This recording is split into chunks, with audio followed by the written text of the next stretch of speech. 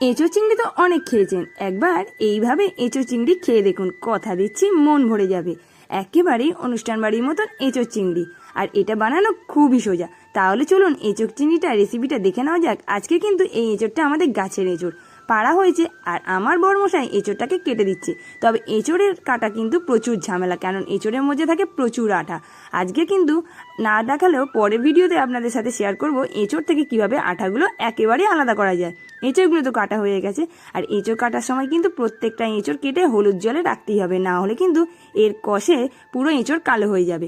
আমি এঁচোড়টাকে সিদ্ধ করে নেবো প্রেশার কুকারে, তাই এঁচোড়গুলো আমি প্রেশার কুকারে দিয়ে সিদ্ধ করে নিচ্ছি।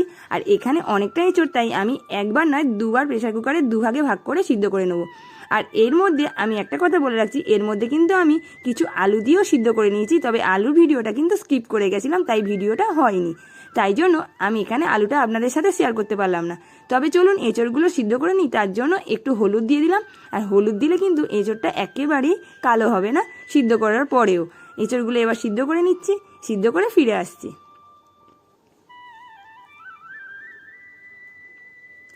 একটা পেস্ট বানিয়ে নেবো, যে পেস্টটা কিন্তু অনুষ্ঠান বাড়ির স্বাদটাকে একেবারে বাড়িয়ে দেয়। এই পেস্টটা সেটা হলো কাজু, চারমগজ আর কিশমিশ।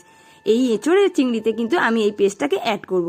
এবার কি কি লাগছে, প্রথমে তো চিংড়ি লাগছেই, আর এই সেই পেস্ট করে রাখা সেই পেস্টটা মানে কাজু কিশমিশ আর চারমগজের পেস্ট, আর বাকি সব এখানে আমি কিন্তু কেটে গুছিয়ে নিয়েছি, সঙ্গে সিদ্ধ করে এঁচোড় আর আলুও।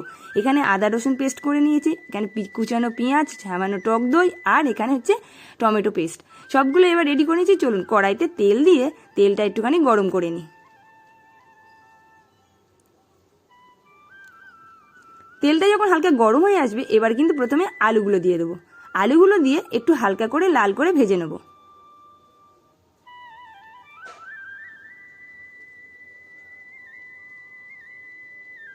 আলুগুলো ঠিক হালকা হালকা লাল হয়ে আসবে, এবার আমি তুলে নেব।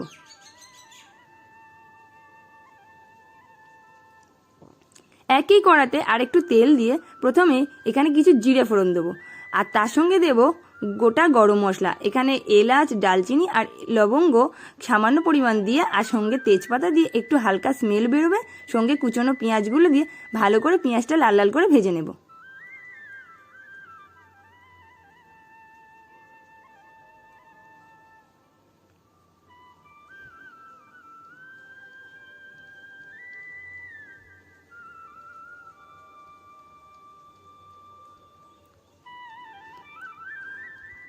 পেঁয়াজটা যখন এরকম হালকা লালচে লালচে ভাব চলে আসবে, এর মধ্যে সামান্য একটু হলুদ দিয়ে দিতে হবে, কারণ এরপরে যখন আদা রসুন পেস্টটা দেবো তখন একেবারেই ছিটাবে না, তার জন্য হলুদটা অবশ্যই করে অল্প করে দিয়ে দেবেন। এবারে দিয়ে দেবো এখানে 3 চামচ আদা রসুনের পেস্ট। এখানে আমি 3 চামচ আদা রসুনের পেস্ট নিয়েছি, কারণ আমার এঁচোড়ের পরিমাণ ছিল প্রায় 500-র বেশি, তাই জন্য এখানে 3 চামচ আদা রসুনের পেস্ট নিয়েছি। আর এখানে 200 থেকে 250 গ্রাম নিয়েছি পেঁয়াজ। আদা রসুনের পুরো গন্ধটা যতক্ষণ না যাবে এভাবেই কষিয়ে নিতে হবে। আমার কষানো প্রায় রেডি। এইবার দিয়ে দেবো এখানে কাঁচা চিংড়ি। চিংড়িটা কিন্তু আমি আগে থেকে ভেজে রাখিনি, কাঁচা চিংড়িটাই কিন্তু এর সঙ্গে অ্যাড করেছি, এবং এই মশলা এবং তেলের মধ্যেই কিন্তু এটা কষিয়ে ঠিক হালকা হালকা ব্রাউন ভাবও চলে আসবে।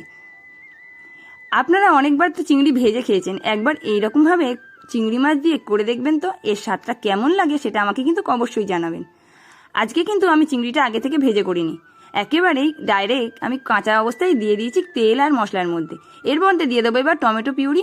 টমেটো পিউরি দিয়ে আবার কিছুক্ষণ ভালো করে নাড়াচাড়া করে কষিয়ে নেব। টমেটো পিউরির কাঁচা গন্ধটা যতক্ষণ না যাবে ততক্ষণ কিন্তু নাড়াচাড়া করে কষিয়ে নিতে হবে। টমেটো পিউরির কাঁচা গন্ধটা চলে যাওয়ার পর এখানে আমি লঙ্কা গুঁড়ো দিয়ে অ্যাড করলাম। এখানে আপনারা যদি যেমন লঙ্কা পছন্দ করবেন, যেমন ঝাল পছন্দ করবেন, সেরকম কিন্তু লঙ্কা গুঁড়োটা দেবেন। আমি এখানে লঙ্কা গুঁড়ো দিয়েছি 1.5 চামচ মতন। আর এবার জিরে গুঁড়ো দিয়ে দিলাম। জিরে গুঁড়োর সাথে দিয়ে দেবো ফেটানো টক দই, আর দেবো কাজু কিশমিশ বাটা। সবগুলো খুব ভালো করে কিন্তু কষিয়ে নিতে হবে। এই মশলাটা যত ভালো কষানো হবে তত ভালো টেস্ট হবে কিন্তু এঁচোড়ের রেসিপি। যতক্ষণ না এই মশলা থেকে তেল ছাড়বে ততক্ষণ কিন্তু অনবরত এটা কষিয়ে কষিয়ে একেবারে সুন্দর একটা স্মেল বেরিয়ে আসবে, ততক্ষণই কষাতে হবে। দেখুন আমার এই মানে মশলাটা কিন্তু থেকে তেল ছেড়ে দিয়েছি। এইবারে কিন্তু আমি সিদ্ধ করে রাখা এঁচোড় আর আলুটা এর মধ্যে মিশিয়ে দেবো, দিয়ে আবার ভালো করে কিন্তু সবগুলোর সাথে মিশিয়ে নেব। খুব ভালো করে কিন্তু এঁচোড়ের সঙ্গে মশলাগুলোকে মিশিয়ে নিচ্ছি।